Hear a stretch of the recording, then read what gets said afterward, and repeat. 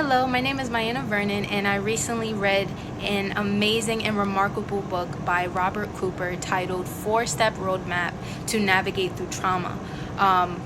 Just to be very quick and brief, this book actually is so amazing. It came out around the time that I would say I was in the midway of my healing process. And one of the things that really stood out to me that Robert Cooper spoke on was,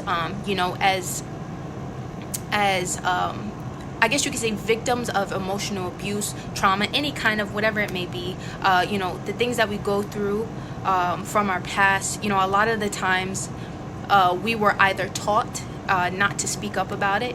We were either taught, what happens in this family stays in this family, and so forth and so forth. And in my case, it was more so emotion suppressed. And one of the things that Robert Cooper spoke on was that, if not talked about, if not, shared with someone that we trust, just as to what happened, how did it make us feel, what was the part that we played in it.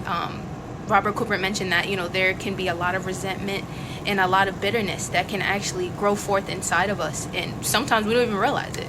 It can be in certain triggers. Things can trigger us. I know for me, that was my case when people would yell. That was almost like a trigger for me. And it kind of just brought up a lot of things from my past, which also kind of showed me that, hey, you're not healed in this area. Like, you actually need to kind of go back to that area, kind of talk about it with someone, share how you felt, kind of expose what happened in a way, so that way I can get my closure, and that way I can become whole within my journey.